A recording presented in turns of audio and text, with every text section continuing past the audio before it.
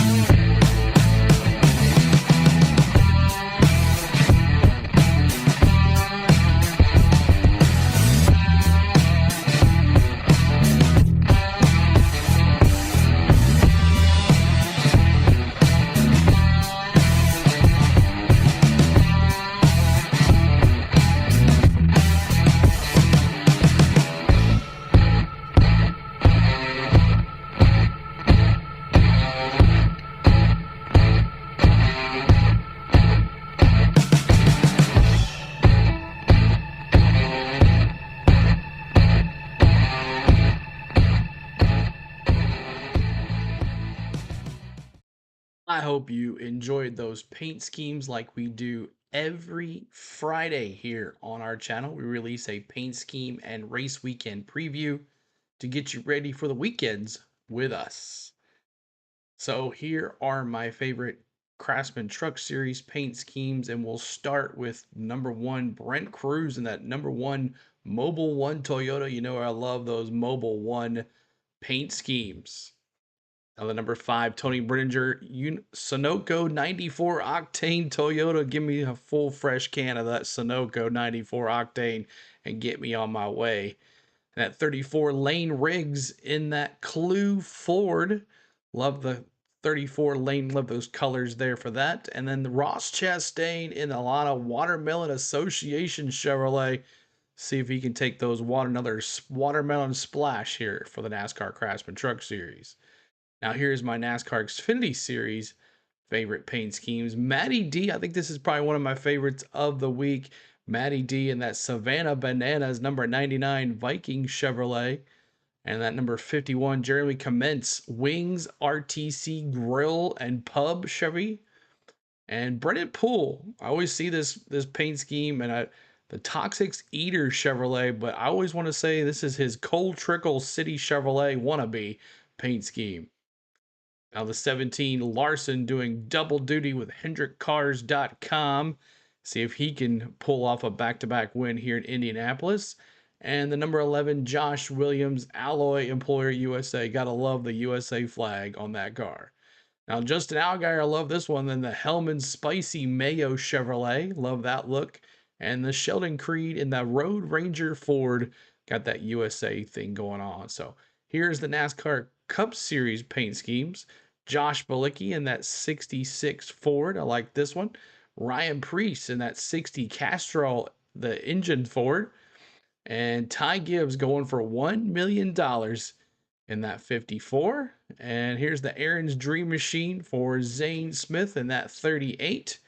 And Chris Buescher in that Diet Cherry Coke Ford. I like that one too.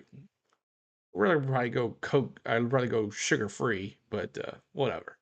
The Cinderella Story, Ty Dillon going for $1 million as well. So we'll see what he can do. And then Larson going for back-to-back wins in the Brickyard 400 in that HendricksCars.com.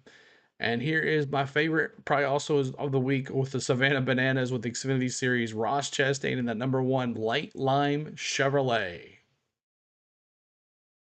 Right, as I stated before, tie versus tie in the finals in the in-season tournament for the NASCAR Cup Series in-season tournament that's been going on since Atlanta. And we are ready to see who wins this $1 million to the owner. And I thought we could go through who Ty versus Ty has beaten through this tournament. So Ty Dillon, the number 32 seed Cinderella Story, didn't look like he had a good path because you had to take on Denny Hamlin, the number one seed, and then he beat Denny in Atlanta. Oh, couldn't believe it. I even told Ty Dillon not to beat him, but he did it anyway.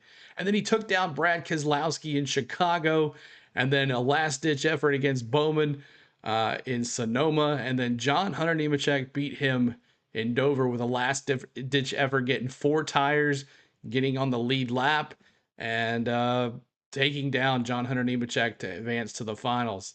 Now, Ty Gibbs, more of a quiet story, but he had a little easier route, I would say. Ty Gibbs, the 6th seed, he took down Justin Haley in Atlanta.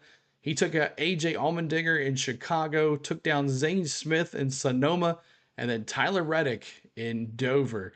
They were battling back and forth there side by side for a while in that race for $1 million. We'll see who gets the $1 million, but looking forward to see who wins and keeping up, and I'll let you know who next week who won the money. All right, so here is the standings for the Craftsman Truck Series playoff standings, as there is 3 races left of the season before the playoffs. And they are as follows. Corey Heim dominating as always in the playoffs. Chandler Smith, then you got Lane Riggs, Tyler Ankrum, and Daniel Hemrick And at the cutoff on the very bubble, there is Ty Majeski. So he definitely needs a good run here this weekend to get above that cut line. But he is plus 38 points.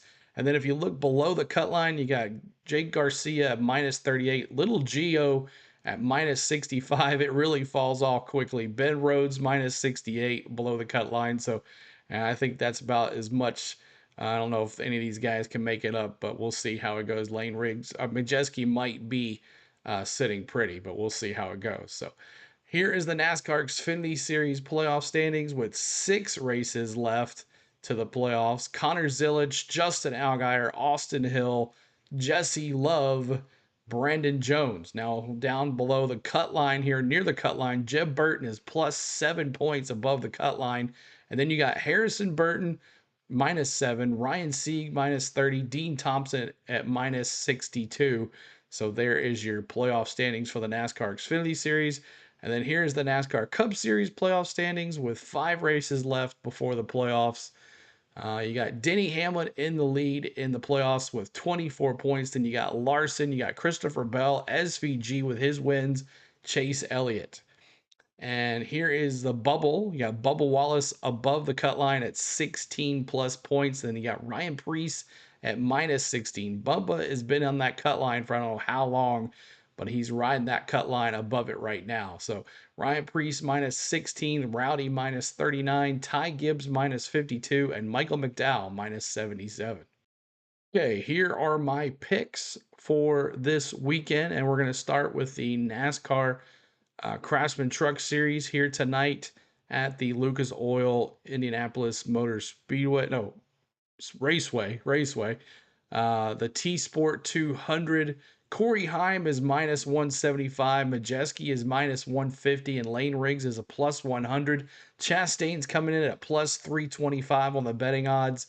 But I think this is Heim's. They haven't raced in a while, and Heim wants to win. So, and the couple races that Heim has been in, it hasn't looked too good for him. After even especially getting knocked out of one of the races in the Xfinity Series by Catherine Legg. So Corey Heim is wanting to win some races. I think he dominates here from beginning to start. It might be a snoozer as well, but we'll see. But I'm taking Corey Heim for the win. I just don't think Majeski has it this year. I just don't think he does, even though the odds say -150, but that was last year. Now, my dark horse, Raj Caruth, is +750. Jake Garcia is +1200, and Gio is +2000. Uh, Truthfully, I know Raj Caruth is a +750, but it really falls off really quick. So I'm going Raj Caruth for my dark horse.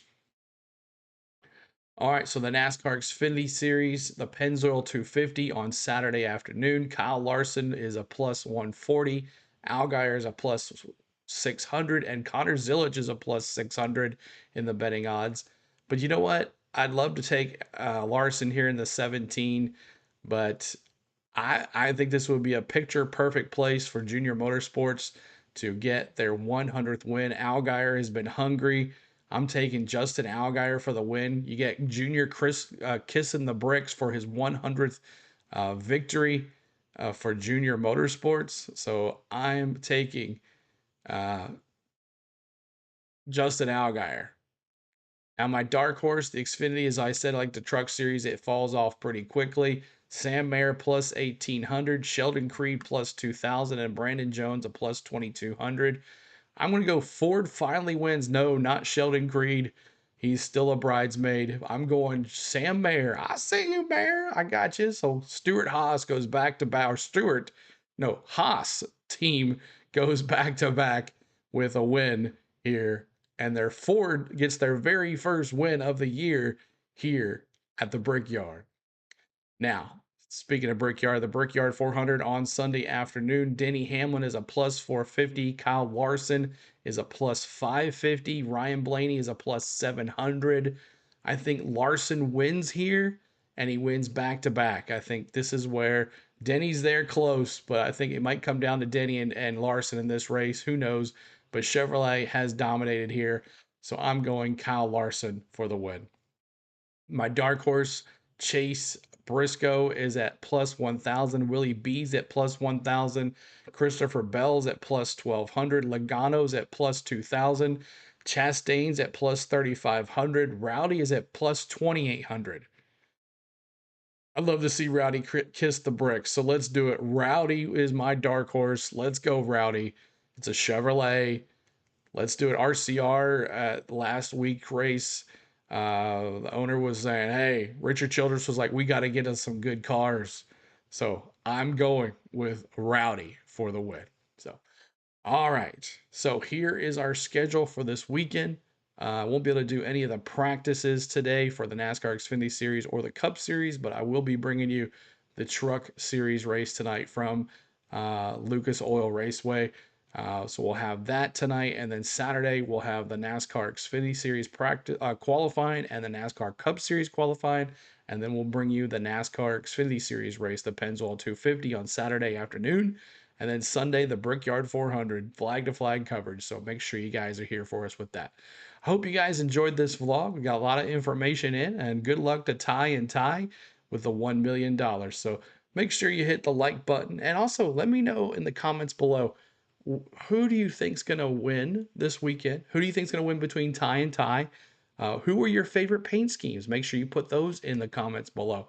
We would love to know your favorite paint schemes as well. So looking forward to seeing you guys in the streams, ready to have some fun here on the go at CeeLo.